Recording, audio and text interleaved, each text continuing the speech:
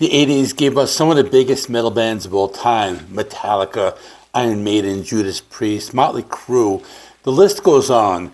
These bands sold out arenas, got all the MTV attention, and defined the sound of the decade. But here's the thing.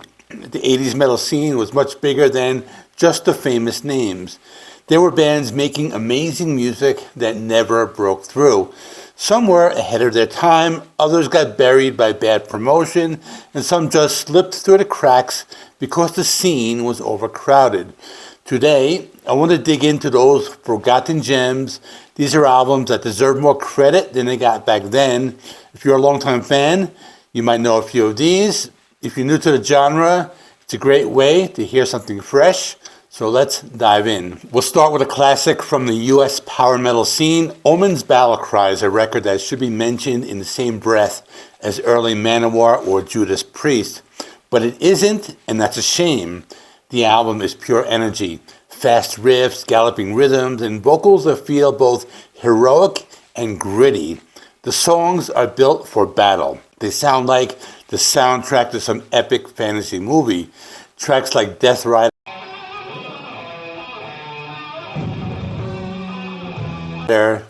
and the Axeman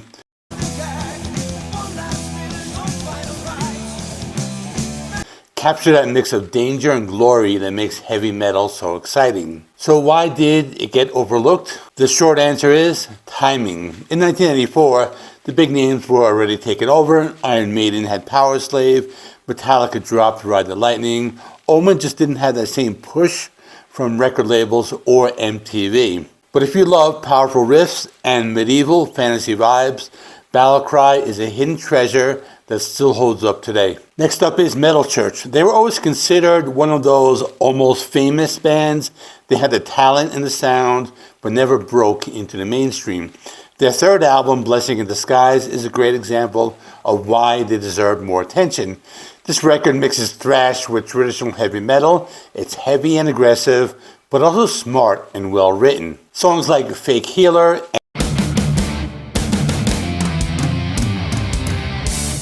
and Badlands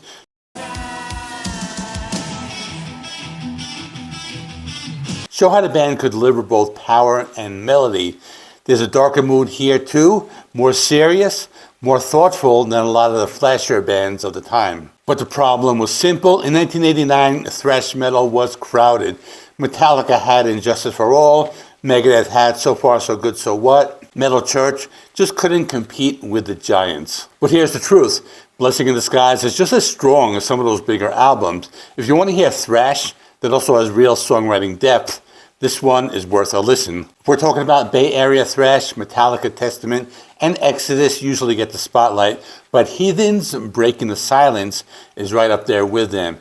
The album is thrash done with precision, the riffs are sharp, the solos are fast, the vocals are clear but powerful. It has the aggression you expect from thrash, but it's also very clean and technical. Songs like Death by Hanging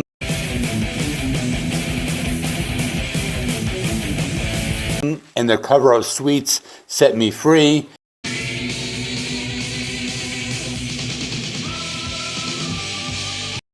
show just how much talent this band had. Heathen could shred, but they also knew how to write hooks. So why didn't they make it big? Again, the timing. By 1987, the Bay Area scene was packed, everyone was fighting for attention, and only a few broke through.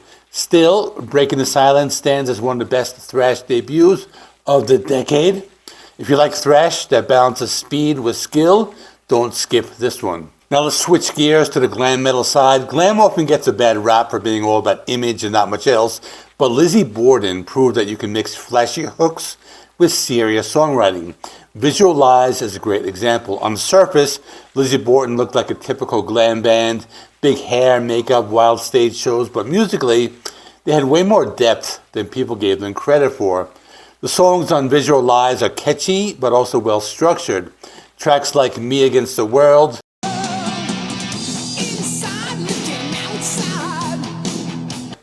have real power behind them, the guitars are tight, the vocals soar, and the production is strong. Unfortunately, they got lost in the sea of glam bands at the time. Mötley Crüe, Poison, Rat, Those names were dominating MTV.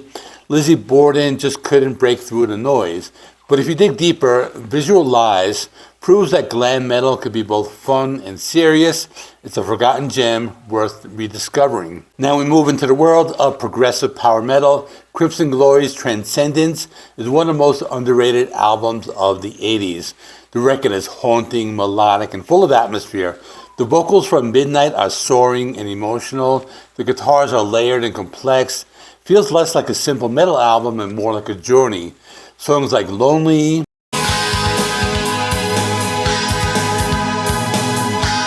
and In Dark Places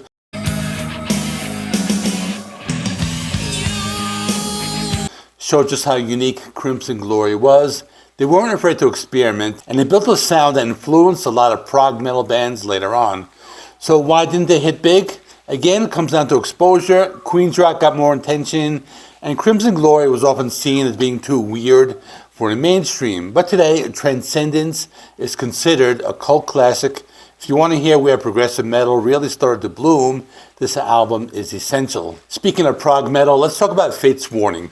Before Dream Theater made the genre famous, Fate's Warning was already pushing boundaries. Awaken the Guardian is complex, dark, and forward-thinking. The riffs are unusual, song structures twist and turn, and the lyrics dive into fantasy themes.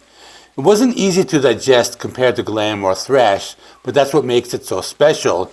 This was metal that challenged listeners. Songs like The Sorceress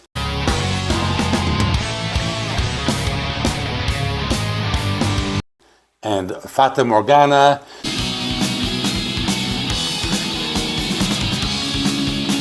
show the band's ability to blend heavy riffs with progressive ideas. It may not have been radio friendly, but it helped lay the foundation for prog metal in the 90s. At the time, the album was too far ahead for most people, but looking back, it's clear that Awaken the Guardian was a hidden landmark in metal history. Now here's a speed and power metal gem. Savage Grace's Master of the Skies never got much recognition, but it had a big influence on European bands later. The record is fast, aggressive, and full of energy. You can hear the connection between American speed metal and the power metal that came out of Germany in the late 80s. Songs like Bound to Be Free and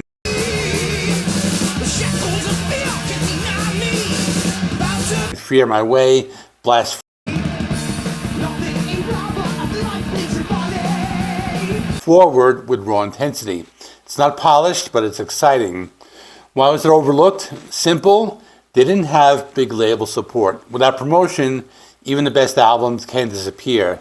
But for fans of speed and early power metal, Master of the Skies is a key piece of the puzzle. Finally, we have Vicious Rumors and their album Digital Dictator. This is California heavy power metal at its peak.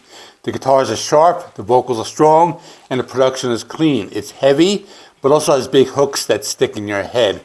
Songs like the title track and Minute to Kill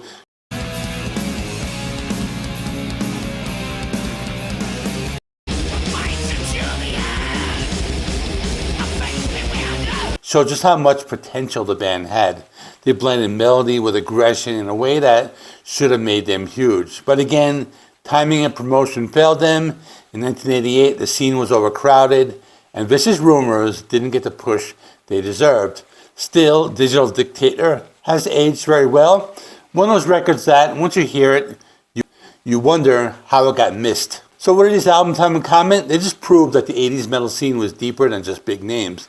There were bands experimenting with new sounds, pushing the limits, and creating music that still holds up decades later.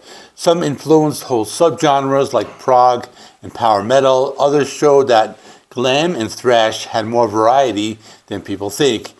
And even if they didn't sell millions, their impact is still felt today. The 80s wasn't just about stadium rock and MTV hits. It was about the underground, the hidden treasures waiting to be rediscovered. So those are my picks for forgotten gems of 80s metal, albums that didn't get the spotlight but still deserve respect. Now I want to hear from you. What 80s metals albums do you think are underrated? Which bands you feel should have made it bigger? Drop your thoughts in the comments. I'd love to hear your picks. And if you enjoyed this deep dive, make sure to like, subscribe, and stick around for more metal history and album reviews, because sometimes the best records are the ones hiding in the shadows.